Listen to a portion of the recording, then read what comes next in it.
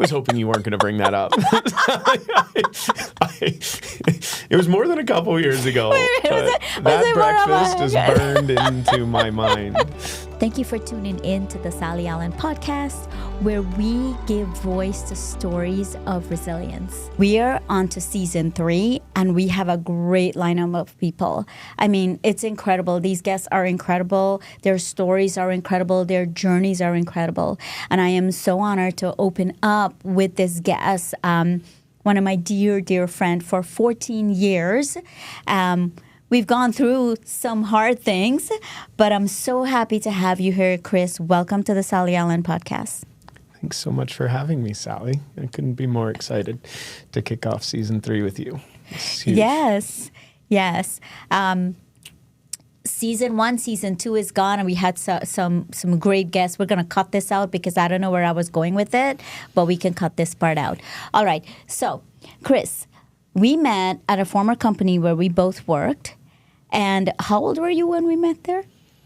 Gosh, do some math here. I'm not great at math. I must have been 26 years old. 26, 27. Yeah. That was 14 years ago. 14 years ago. And so anybody listening can do that do that math. And I learned that, you know, when I met you, I don't know how we became friends, but we quickly, like the first time we talked, we realized we both had the gift of gab. And there was a Starbucks across the street where we'd go hang out and talk. Yeah. And I remember something that struck me, that you started that job right out of college. That's right. I was actually still in college. So I did internships while I was up at the University of Utah. I used to come back for the summers and internship and then go back to school. So, yeah. Wow. When we started talking just now before the show, one of the things you said to me, hey, I started my international journey in Australia when I was 22. I didn't dig into it because I want to dig into it here. I didn't know that. Yeah, that's right. Tell me about that. So upon graduation, I did about a year in what was called the Graduate Development Program and got to rotate through various departments within the broader company. And at the end, I was asked, hey, would you like to head over to headquarters and get to know kind of how it's done? And yeah, it'd be huge. So I got to go over to Australia and live in Sydney for a few months and understand what it was and yeah, that was really the start of kind of international adventures.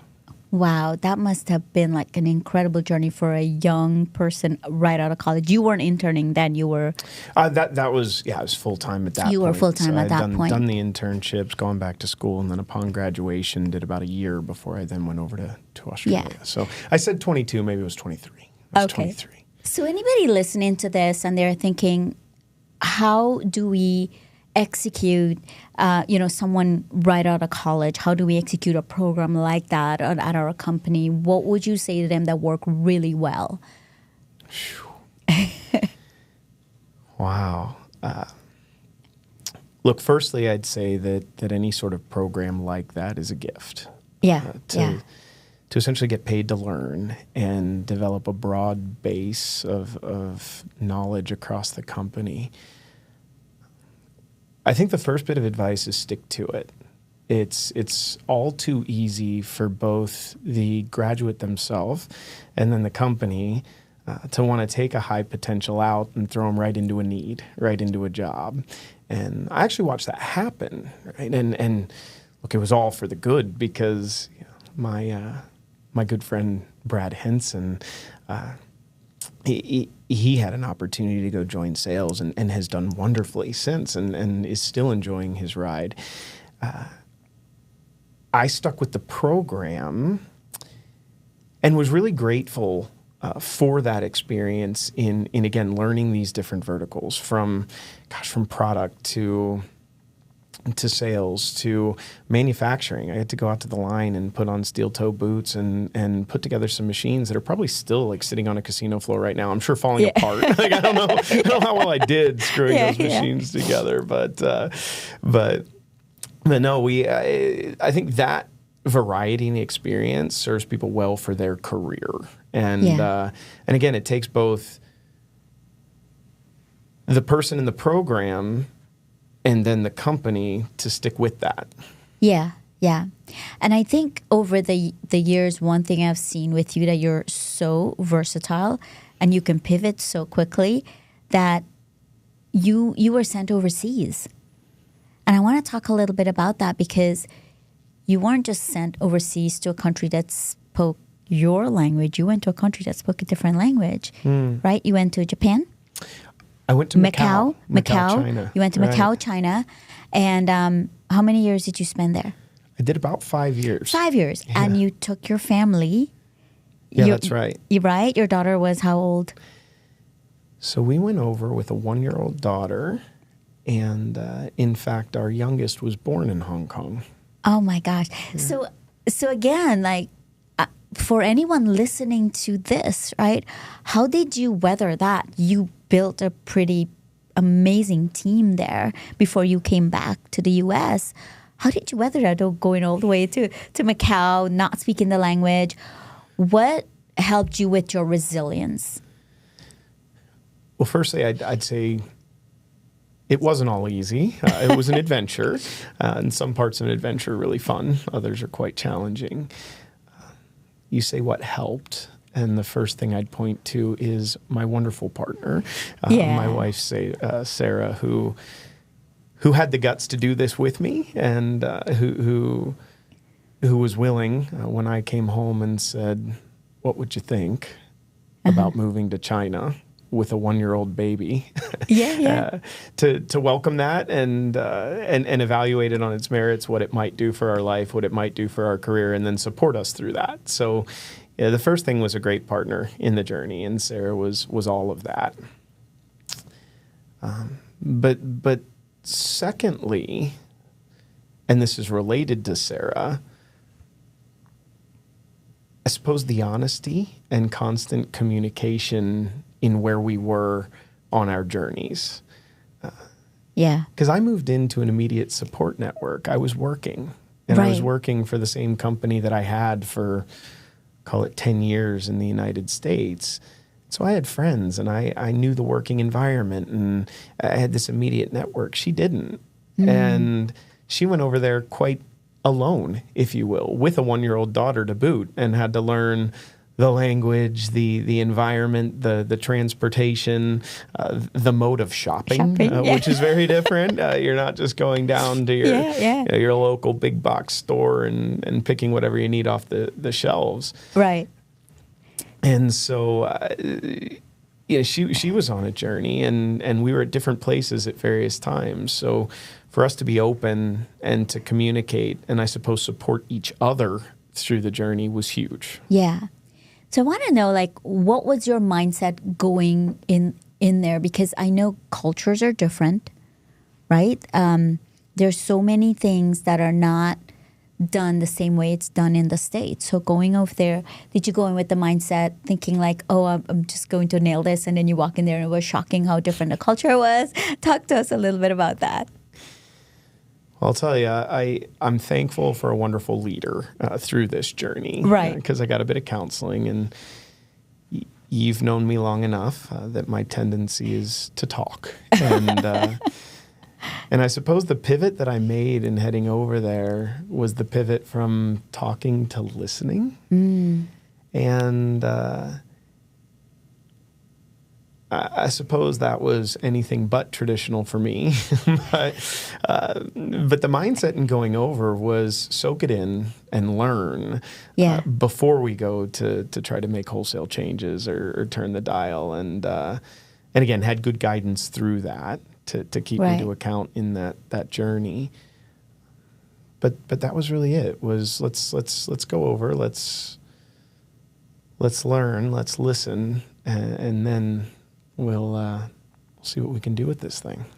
I like that a lot. That's some of the things that I talk to leaders about when I do my coaching, is that sometimes we just have to stop and listen.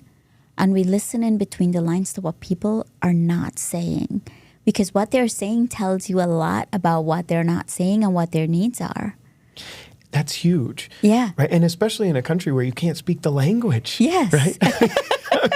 You're listening to things other than just what people are saying. You're looking at nonverbal cues. You're trying to get a sense for where are we in this conversation. I had to learn to draw, Sally. I'm not great at that either. Just like I had to learn to draw things or say just enough to then point somebody to my phone and say, "Do you have in Chinese this?" and point to this because. Oh, is that right? Like, you take for granted the vocabulary that you have. Like I didn't know how to say like hammer in China, but I knew how to say, "Do you have this?" And I could pull up a picture of a hammer if I went into it. Right. Yeah, so it's wild. But like you said, I mean, you were saying it in sort of a professional context, in a leadership context. But I suppose injecting yourself into that unknown and having to be sensitive and listen more empathically beyond just what's said on the surface was a real skill that came out of that experience. Yeah. I think that's so important because one of the things we talked about this when we started, we both have the gift of gab. And during coaching, I learned I have all the answers and I want to tell my clients. And in the past years I've been coaching, I've just had to learn to stop, just stop. Because like 95% of the time they come up with the answer themselves anyway if I don't say anything and I just listen to them. So I think having the gift of listening, but listening with what you said with empathy and not listening to respond is so important when it comes to leadership. And I'm curious, how did you learn? Right? Like what was the pivot for you? Well, when I started coach, here was the pivot. Oh my gosh, I have to put this out to the world. I wanted to be certified through International Coaching Federation. Okay. And I had to record a session and send it in. And I recorded it with a friend, just as good, a friend we were friends like you and I were. And I had the gift of gab on there. I talk so much that when I sent it in, they knew it was a friend and they knew it wasn't a real session. So they came back to me and said, you need to listen more. And that was just a pivoting moment for me. That was about 10, 12 years ago, where I thought, I have to really listen to my clients sending a real coaching session. And that really opened my eyes from then that if I listen more and I talk less, I will have more successful client and a successful coaching career. Yeah, I asked the question only because I feel we learn in different. I'm training a puppy right now, right? Sometimes we learn through positive reinforcement. Sometimes we learn the opposite way. And I'd suggest that in my journey, I had both. I had both some positive and then also some real moments, if you will, where I. But sometimes those moments were really necessary, right? I can remember really early in my career a guy that just pulled me into a room and just said, like, "You are a cocky," and string of expletives and it was hard to take at the time. Yeah. And but I think back on that moment often, and essentially what he was telling me to do was talk a lot less and listen more. But it still took years. But I'd point back to kind of that international journey. And one, the need to listen, because you had a real barrier in understanding. But two, the mentorship and the person that had those courageous conversations with me in the right way. I mean, that first time with the string of expletives probably wasn't the way I wanted to learn that lesson. But I'd tell you that through those first couple of years in Asia, and working under the guidance of a guy named Vincent Kelly, who was huge in my career. I love Vincent. Yeah. Shout out to Vincent. Huge. Hi, Vincent. But he would have been the one that pulled me into the room and had those conversations in what I hope are the right way. And I'm going to take this moment after this meeting to give you this feedback. Are you ready for the feedback? Yes, I'm ready for the feedback. Okay. And then give the hard stuff. But I think I walked away from that. A more present leader and certainly a better listener. Yeah. And I don't think feedback will ever get easier. It's kind of hard. It stings at first when someone gives you feedback. But what we get better at is how we process that feedback. right? And some of the things I tell people, how you process feedback is important because when you look at the source, it's so important to look at the source, because sometimes I just look at the source and I'm like, okay, I don't even need to go further to process this, right? And it's because, okay, so I'm going to look at the source. Okay, you might have a valid point here, go through it. Is it valid? And is there something I can change? But what I've been teaching, Chris, is that you look at feedback not as feedback per se, but growth opportunities. Because when you look at it, a constructive feedback, everybody hates that word, constructive feedback. What is that? No. Just look at it like, okay, this is a growth opportunity. Either I'm learning like this source is not the best source to give me feedback because they haven't been in my arena. They haven't done what I've done. Or two, they do have a valid point. Maybe I do need to tweak that a little bit. Right. Those are the things we look at. And I love the word that you just keyed on, because we were speaking of a particular mentor. And one thing I learned from him was around the word opportunity versus challenges versus, right? So we all have our opportunities. Yeah. And so rather than speaking of our teammates, of our peers, of our team members as horrible, useless, waste of space, et cetera, it's reframing that to, yeah, this person has an opportunity in this area. Or we could be working on this, right? I think becoming opportunity focused is helpful because look, we all have our opportunities, right? And I have plenty of them, like so many of opportunities. And that's, I think, just kind of that reframing into the opportunities is huge. That's one of my favorite words, reframing, because I think it gives you such an I'm going to say opportunity again. It just came naturally. but it does give you an opportunity to see people in a different light. Because sometimes we think we're seeing people as failing in an area, but it's not really their skill set and it's not really their passion. And I think that's huge. Yeah. Because in reframing and looking at opportunities, sometimes it helps us glorify the strengths. Right. When we're constantly thinking of people's challenges, it's too easy to get wrapped up in that.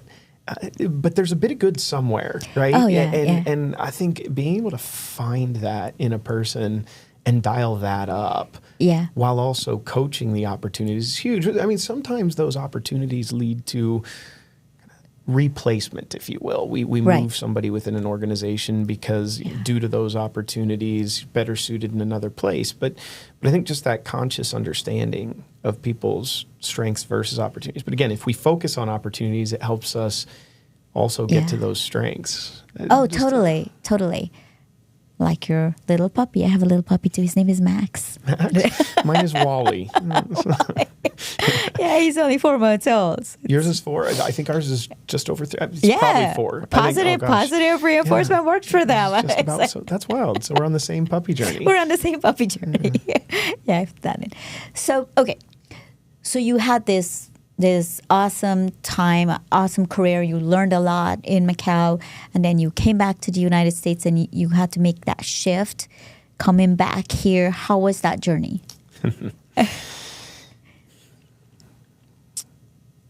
Almost harder than going. Oh, interesting. To China. And so much of this is about our tribe, and you pick up bits and pieces of wisdom, and I couldn't remember who on the journey told me this, but some very smart person sat me down at some point and said, it's going to be hard for you when you go back. It's going to be tough. And, forgive me, I'm going to use some lazy language, but you're going to be a bit of a weirdo, right? Like you're not going to fit. And you're not going to fit because you're going to head back to Las Vegas, for argument's sake, and you're going to have this perspective that many in your family, that your friends, that a huge amount of your coworkers will not have. And so you're going to walk in and you're going to sit around a table and you'll be thinking of kind of this travel that you did across different cultures, across different religions, the languages that you've learned, the ways of doing things that you've now experienced and understood. And you'll go back and you'll find it hard to relate. And people may find it hard to relate to you. And there's something in that. Yeah. There's really something in that. And I felt it. I felt that. Like in particular, I think in the professional environment, coming back with those sorts of experiences and then trying to, if you will, re-assimilate to your own culture was tough. Yeah. Do you have an example of that? I have plenty of examples. I'm trying to think of a good one here.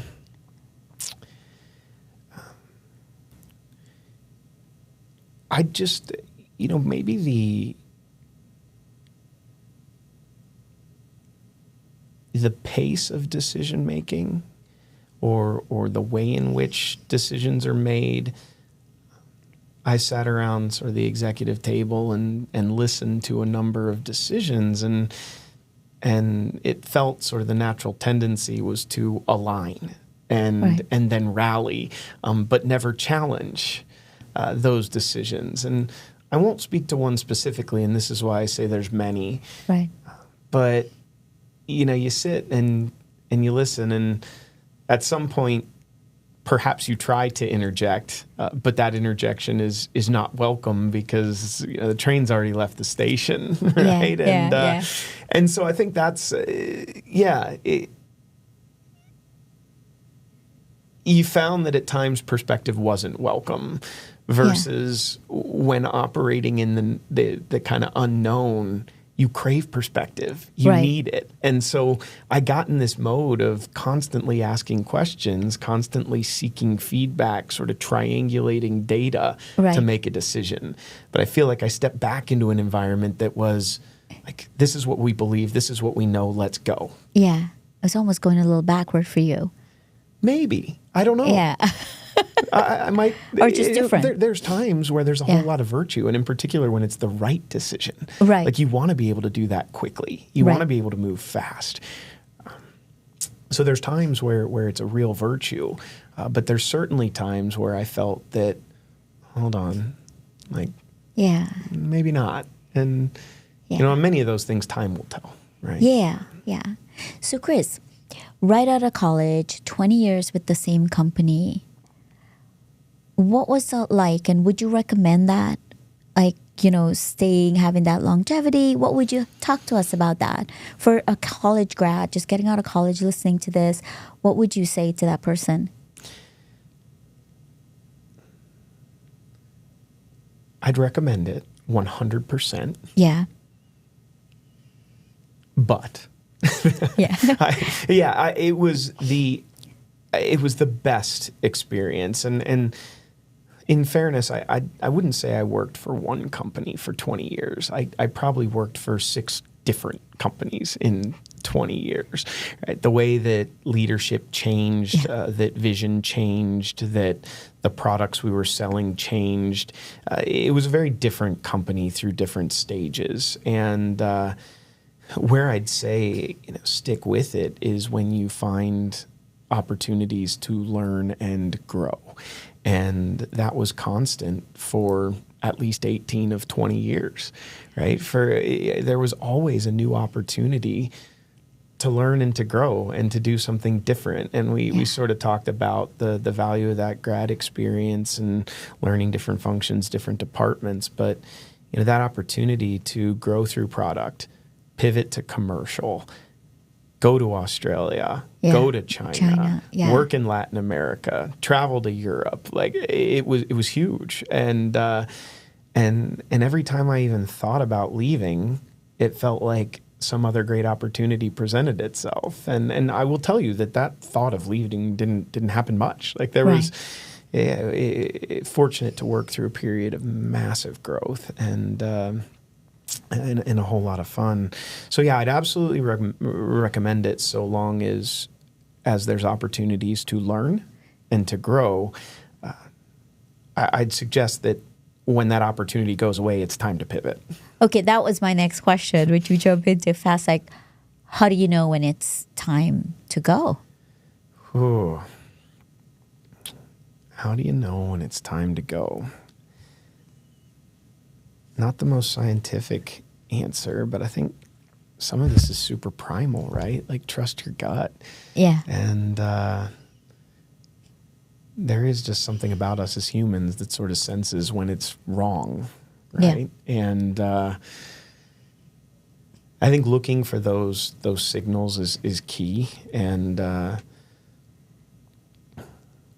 understanding kind of the tone of the conversation, who you have as support, how many supporters you have, and I suppose once, I think, look, and again, I think you caught me at a good moment because I've had a pause and a chance to sort of reflect, and I think work is not unlike our personal life in the sense that we have relationships with people and we can sense how those are going. And I'd just suggest that as you start to feel that you're losing support or you're not having fun or like in your relationship you're fighting too often or every day you wake up and it's a bit of a struggle, one of my gauges was like, how much sleep are you getting? Like, the quality of your sleep. Are you, because if your brain's processing too hard on the overhead, if you will, on the burden of work, then sleep suffers, right? So I guess it's, I think it's important to sense that and stay in tune with your personal instincts and to some extent let those guide you. Yeah, it's so funny. As they were running through my head, you were pulling them out of my head and running with them. Those reasons. It's so funny because I was listening to you. I'm like, that's it. I think one of the things, when I coach people and they come to me with a lot of those things you talk about, which is, first of all, your gut instinct tells you when something is wrong. Sometimes people make up stories, but your gut, for 99% of the time, it's right. It tells you when something is wrong. And secondly, I'd ask the question exactly what you said. When you get out of bed in the morning and your feet hit the floor, how do you feel about going to work? Right. Right? And you need to dig into that. Why am I feeling this way? Right. And there are jobs where you can be excited about going to work every day and come home going, I had a blast. And when you sit down at the dinner table with your wife or your significant other or your partner, you go, like, how was work? It was amazing. Right. It was fantastic. And that's, I think you're just sensitive to that, right? Because it's, again, you liken it to a personal relationship. Right. Like, if you're waking up every morning and or after work, you don't want to go home because you're afraid of what you have to face. Like, that's right. That's not great. Right. So, either way, right? Personal or professional, it's not great if you wake up and you don't want to. If people work from home and said, I don't want to open up the computer. Like, okay, that's a really bad sign because you're not even at work with other people and you don't want to open up the computer. That's a bad sign. Okay, we need to talk about an exit plan. Let's work through this, right? As a coach, I tell them, like, I think the most important thing, regardless of everything that we're talking about, the most important thing would be your mental health, physical. Like, if your mental health is not okay, and you feel like this is really impacting my mental health, and when I say that, I mean it takes up head space, right? And I always pick up a cup and show people, this is your full head space right here. And if this much of it that you use to think about that overhead you were talking about and work and all the issues and how you hate open up your computer, then this is all you have here to be creative and work. So why are you still there? Right? You got to think about why am I still there? It's time to go. Indeed. Yeah. I couldn't agree more. And what I love about our conversation is, notice, like, neither of us talked about like the share price or the shape of the 5-year plan or the bell curve and where we're sitting on it we didn't talk about that, right? I mean, and those could be indicators as to why it might be time to leave, but I think it's more mindset for me, right? I don't talk about that with executives anyway. I just want to know you as a person and who you are. Which reminded me, do you remember that time when it was a couple of years ago during G2E when you were so tired and you came down to have coffee? I was hoping you weren't going to bring that up. It was more than a couple years ago. That breakfast is burned into my mind. Oh my gosh. I've never been so almost late for a breakfast in my life. Like, that was very close. No, but you said when we have a conversation, it's so great because you came down so tired, and before you know it, we went into launch into this full-on conversation where you were wide awake, and we're like, this is the best time we're having. Well, we talk about the gift of kind of that tribe or that group of people you maintain, like, outside of your workspace. And I've just always considered you a piece of that, and it's been so fantastic. You and I have stayed very close through this entire journey, right? Through the ups, through the downs, through the kind of transition periods. And one thing I appreciate about your coaching or your leadership, Sally, is just your ability to keep people in the positive. Thank you. Your ability to keep people in the positive, because you brought up mental health. Like, and it is like, it's okay to not be okay. And I think it's so important to acknowledge that. Yeah. I felt that, as I've tapped into certain support group members, it's so easy to kind of stay stuck in that negative and that, but you as a leader, as a coach, are so quick to pivot to the positive. All right, we understand, we acknowledge that is not great. What are we going to do about it? Yeah. And what are your strengths that we're going to dial up to go capitalize on and seize that next opportunity? And that was huge. And, I thank you for that over the years, because again, through our time together working, and then as we've remained friends, like, you've always been kind of a source of that. And it's been important. And thank you. It's mutual. It's mutual, right? You're always positive.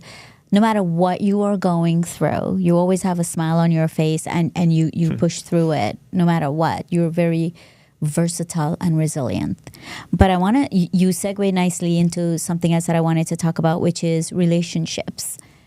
And when it comes to outside of work, right? Last week I was having lunch with someone else, and we were talking about, I just love having these relationships with people outside of work and how instrumental that is. And I also think it's rare, because when you leave the job, you leave like probably 99% of the people you don't ever talk to again.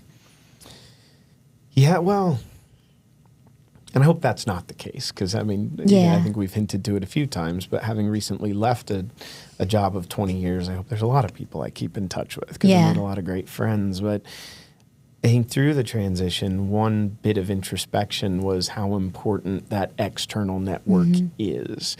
And look, I couldn't begin to dream how many people might be like me in this sense, but it was all too easy for 20 years to get wildly consumed in that one job. And it's enough to try to balance that one job and your coworkers and your clients and your product and that one job and your family. Yeah. And your charity obligation and your hobbies and it's enough. And my tendency was to pour 120% of my available time outside of, call it family, which was the other major vertical at the time, into that job. And I do feel that, one thing I did over that 20-year period was perhaps neglect my external network. I didn't keep it as fresh and as vibrant as I would have liked. And one thing I realized about that is, like, look, yes, it can come in handy, but that's not what it's about, right? I mean, it can come in handy if you need it. I think what it's about is perspective. And we've talked a lot about that already. I mean, that perspective you get from living internationally, that perspective. But I don't think there's any harm in catching up with competitors or people in the industry who are not customers, or small companies that are doing innovative things. It's like all of that likely would have made me a better employee had I, right? Because I had this moment of, if you will, no obligation and spent so much time talking to different people, and the amount that I learned in that 3-month period was wild. Like, look, I've got to make a more concerted effort to carve out another vertical. So if there is my work, there is also my family, there is also my network outside of work. And it's not because I'm looking for another job. it's because that perspective, I think, helps us be a better employee to our employer. I totally agree with that. And one of the things we were good, I want you to talk about this because you and I were really good at this, and a lot of people that I coach are not good at it, is yes, networking outside of the job is so crucial and it's so critical. But a lot of people don't realize that networking inside of the job is just as critical. And it's so beneficial because who's talking about you in the room when you're not there? It's only the people who know you. So I want you to talk a little bit about that and how that has been instrumental to you in the workplace. Probably another signal that it's time to leave is when you have to network too hard within a company. And you have to spend more time networking than actually doing your job. But I think it is. It's critical, right? Because it sort of comes back to that point about variety in perspective and understanding as you make decisions, and having that confidence to go to peers, to superiors, to other people, and to gather that when making decisions, when being able to draw on other resources, but also again have that support.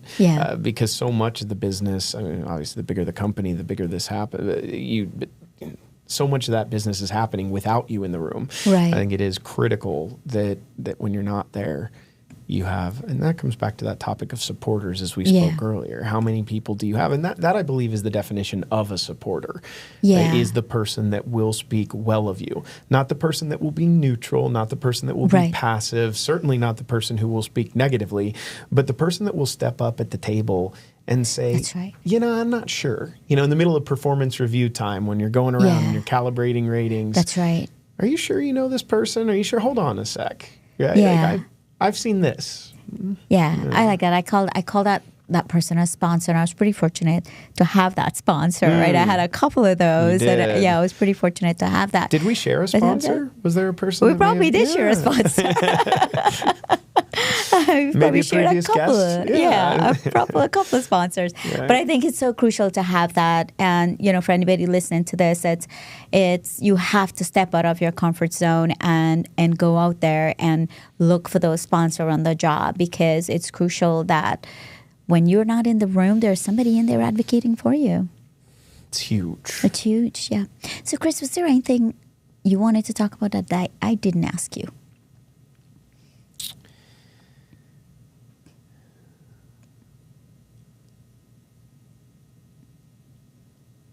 I suppose the only other thing, we talked a bit about the international journey, the gift of perspective, how to then leverage that in a company. We talked about resilience, which is, I think, maybe a little about the present and kind of where we're at today. I just, again, forgive me if this is for another lunch after the podcast, but it is pretty amazing. I've taken this new role as vice president of game sales over at Konami for North America, and it's just it is refreshing, kind of what it is to wake up every day and be excited about going to work, right? And to have found some sponsors, right? And I just can't say enough. It's just been an amazingly collaborative environment, and just super excited. And that's where I say, I think you've just caught me on such a fun day to sit and reflect. And again, you sort of liken it. And again, nothing, it's such an amazing 20 years, right? But when it's time to go, it's time to go. It's time to go. And there's something so refreshing about starting anew and finding a fit and finding a place in which your perspective is valued. So we talked about that concept of being a weirdo, and that may be true. Like I'm a huge weirdo these days, and that's okay. Maybe I don't know. Maybe it is. Birds maybe of a feather flock together. Right? Weirdo but, to one weirdo to another. I kind of feel like I felt like a group of people that like are accepting of this weirdo, or that maybe value this perspective that I have, and my only hope is that perspective will do great things for the organization, right? And that some of these lessons that we learned will pay dividends just in leadership and building great teams and making good quality decisions about the future of a company. So, I'm so glad. And again, you took something out of my head because the word value comes to mind. When you work at a place and you know that you add value, and they show you that you're adding value, and you feel like you are contributing to something bigger than yourself, and you know that you are, it makes such a huge difference, right? It motivates you, it inspires you, it makes you want to work harder. You don't mind putting in that time that you put in. We were talking about, we know when it's time to go. Well, we know when we're in a good place also, right? It comes full circle back to that we know when we feel like we're adding value somewhere and leadership is allowing us that space. Right. It makes such a huge difference. And by the way, it's not to say, I want this to be very, very clear. It's not to say I was leaving a bad place, right? And I think the place that I left is going to be a great place for a whole lot of people. It just wasn't a great place for me, right? And I think it's about finding your fit and that place where your unique skill set can complement and contribute to the growth, right? Because Chris, sometimes I feel like it's okay to move on because we've outgrown where we're at. And it's okay to move on because it has nothing to do with the place. It has nothing to do with anyone or anything, but it has to do with us. As a person and where we want to be. We're no longer a fit, and we're trying to put a square in a round peg, and when it's time to go. That's it. And how important is it to manage your own personal journey, That's right? And that is, I am a person who in my personal life and also professional life has demonstrated some sort of loyalty. Yes. Right? I tend to be reasonably monogamous in all facets of my life, for better or for worse. But I think, that loyalty at some point can hold you back, right? And it is important. I mean, I respect it. I value it certainly in my teams, in my employees. But at some point, look, I think it helps everyone when an employee can acknowledge that this is no longer a fit and to some extent drive that themselves. I mean, if I had it to do over again, it may have been better if I had taken more control of that decision because it could have worked better for both parties, right? Because, look, and it's just, you sense that it wasn't right. Go drive that conversation, right? Exactly. Go have that conversation and just say, hey, is this working for us? But that again, that takes you back to that notion of courageous conversations and whether leaders are willing to have them, right? So it is, I think, to create that space, but also to welcome employees. Hey, if you're not happy, well, let us know because we're just trying to drive this thing. And if you're not happy, it's not going to help us. Right? And loyalty is one of the most important things in the workplace, Chris. And loyalty doesn't speak to loyalty to a company. It speaks to your character. You're just a loyal person. It's just how you are. So you bring that loyalty wherever you go. But at the end of the day, loyalty or not, we've got to make the decision that's best for our mental health, that's best for our family, and that's best for our career. And that's what's so crazy is, I mean, you mentioned I'm a guy that constantly has a smile on my face, and I mean, there's certainly times I don't. But generally, I would consider myself a very happy person. And, I've got a lot in my life that sort of fills my bucket. I feel lucky to have some hobbies that keep me really excited. And again, to have a family at home that I love and that I get to pour into every day when I kind of come home, and new little puppy that's running around causing. But I've got a lot of things to keep me happy outside of work. You spend a lot of time at work, a lot of time. And I never would have considered myself like any sort of candidate for any sort of mental health issue, if you will. Right. But I probably had some. I think that that quality of personal life, that happiness, that helps you navigate that. But there's some real magic in getting both right, because to be unhappy in one place for the percentage of time that we spend in that place, and then only to be happy when you then get home and have all of that. It's like you can make it work, but there's something really magnificent about like both places being great. That's right.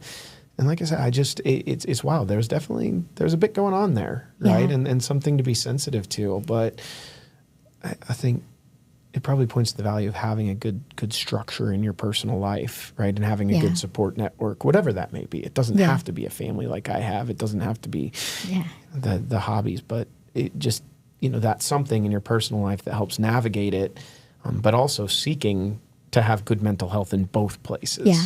Yeah. I like what you said. You used the word vertical. I like to use the word spinning plates. But if you think about it, you always have maybe 4 or 5 verticals in your life or spinning plates. And if they're not all equal, right, the meter is going down on one of them. Whichever one, it doesn't matter if one of those plates are dropping or one of those verticals are dropping and meter's dropping, then something is wrong. You're not doing well, right? And that's when you need to revisit that to say, okay, what's happening over here? I've got to reevaluate how this is impacting my life right now. So with that, do you have any closing comments for our guests today? What an awesome conversation, Sally. I just thankful to get to kind of replay this journey that we had together. I suppose to punctuate or just to pull out some of my favorite pieces, the conversation. Don't be afraid to move to China with a 1-year-old daughter. Step into that unknown. Value the perspective. Bring it back to the workplace, but find a workplace that values that perspective and in which you fit, and can leverage that to really grow and create a great future. So thank you, Sally. Thank you for tuning in to the Sally Allen podcast, where we give voice to stories of resilience. Until next time, this is Sally Allen. Remember that every setback is a setup for a comeback. And remember, if you like this podcast, the only way we can get it out is if you like, subscribe, and share.